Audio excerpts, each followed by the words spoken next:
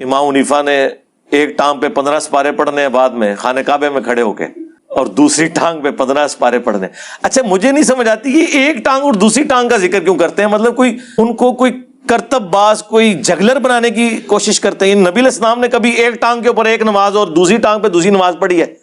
اچھا لوگ کس طرح فخر سے اسے بیان کر رہے ہوتے ہیں۔ ماشاءاللہ یہ حضور غوث پاک رضی اللہ تعالیٰ عنہ کا ماں ہے۔ حضور غوث پاک فرماتے کئی سال میں نے بغداد کے جنگلوں میں اس طرح گزارے کہ نہ کوئی مجھے جانتا تھا نہ میں کسی کو جانتا تھا۔ فرماتے میں نے خود کو اتنا گمنام کر دیا، نہ کوئی مجھے جانتا تھا نہ، اس لیے کہ حضور آپ کے مجاہدوں کی ابتدا کیا تھی؟ آپ نے فرمایا میرے مجاہدوں کی ابتدا یہ تھی کہ ابتدا میں ہر رات ایک پاؤں پہ کھڑا ہو کر ایک قرآن کریم تلاوت کیا کرتا تھا۔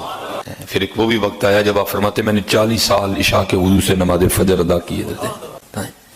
آپ فرماتے 40 سال میں نے عشاء کے، اور میں نے ایک جگہ پڑھا ہے امام اعظم امام ابو حنیفہ رحمۃ اللہ تعالیٰ فرماتے ہیں امام صاحب نے 60 سال اس طرح روزہ رکھا، کسی کو پتہ نہیں چلا۔ 60 سال تک امام صاحب نے اس طرح روزہ رکھا کہ کسی کو پتہ نہیں چلا۔ سیدنا غوث اعظم فرماتے ہیں میں نے 40 سال عشاء کے وضو سے فجر پڑھی ہے۔ اتنا عرصہ وہ روزانہ کتنی عبادت کر رہے ہیں، عشاء کے لیے وضو کیا، ساری رات عبادت میں گزاری، صبح فجر ہو گئی۔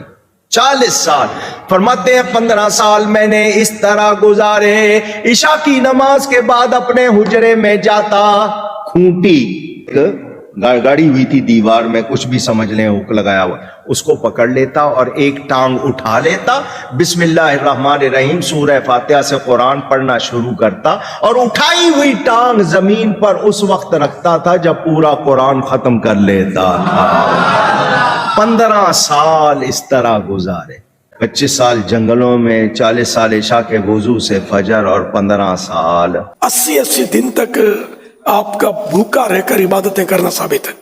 یہ کرامت تھی آپ کی۔ 80 دن کوئی انسان نہ کھائے پیے زندہ نہیں رہ سکتا۔ حضور غوث الثقلین رحمۃ اللہ علیہ 15 سال تک رات بھر میں ایک قرآن کریم ختم کرتے رہے۔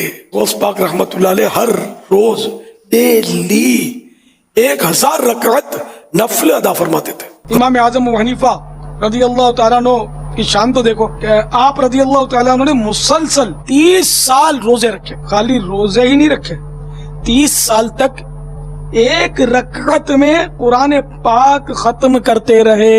ایک روایت کے مطابق 45 سال تک عشاء کے وضو سے فجر کی نماز ادا کی۔ جس مقام پر آپ کی وفات ہوئی رضی اللہ تعالیٰ عنہ، اس مقام پر آپ نے 7000 بار قرآن پاک ختم کیے۔ 15 سپارے ایک لت اتے اور 15 ایک اتے پڑے۔ یار بھائی 2 لتاں استعمال کرو، کسی نے منع کیتا ہے؟ اس میں زیادہ تھکنے کے چانس ہیں۔ آپ ایک ٹانگ کے اوپر اگر 15 سپارے پڑھیں، بلکہ جو بیان کر رہے ہیں نا انہیں کہ آپ سے ہم سپارے نہیں ڈیمانڈ کرتے، یہ ایک سپارہ پڑھنے میں آدھا گھنٹہ لگتا ہے، تو 15 پارے آلموسٹ 7.5 گھنٹے بنے۔ 7 گھنٹے تو پہلے ایک لات کھلو کے 10 نہ منو، خالی نہیں کھڑا ہوا جاتا۔ اور یہ کون سی سنت ہے؟ یہ ضرور سنت ہے کہ نبی علیہ السلام اگر قیام کے دوران تھک جاتے تو ایک ٹانگ پہ تھوڑا وزن ڈال دیتے، یہ نہیں کہ دوسری ٹانگ اٹھا لیتے تھے۔ نماز کا ایک پروٹوکول ہے، آپ نے اللہ کے سامنے اس طریقے سے کھڑا ہونا ہے کہ اس کا پروٹوکول ہو۔ یہ کون سا تماشا کہ لات چکی ہے؟ ایک لات اٹھا کے، ایک لات چک کے تو بندہ کھڑا بھی نہیں ہو سکتا۔ یقین کریں بندہ تھک جاتا ہے۔ یہ ہو سکتا ہے کہ دوسرے آدمی کو رسی یوں پکڑی ہوئی ہو، خالی ایک ٹانگ پہ کون کھڑا ہو سکتا ہے یار؟ ہاں جس کی 4 ٹانگیں ہیں نا وہ کھڑا ہو سکتا ہے 3 ٹانگوں پہ، 2 ٹانگوں والا تو ایک ٹانگ پہ نہیں کھڑا ہو سکتا۔ سیدھی سی بات ہے یار۔ بخاری مسلم دونوں میں حدیث ہے، نبی علیہ السلام ایک دفعہ گھر میں داخل ہوئے تو آپ نے ایک رسی لٹکی ہوئی دیکھی۔ آپ نے فرمایا یہ رسی کس نے لٹکائی ہوئی ہے؟ تو بتایا گیا آپ کی بیٹی جو زینب ہے نا وہ عبادت کرتی ہیں اور اپنا جوڑا جو ہے نا اس سے باندھ لیتی ہیں نماز پڑھنے کے دوران، تاکہ جب نیند آئے اور جھٹکا لگے اور آنکھ کھل جائے۔ آپ نے فرمایا کھولو رسی۔ یہ کون سا طریقہ ہے؟ نماز اس وقت تک پڑھو جب تک کہ تمہاری طبیعت تمہارا ساتھ دے، نفلی نماز، اس کے بعد آرام کرو۔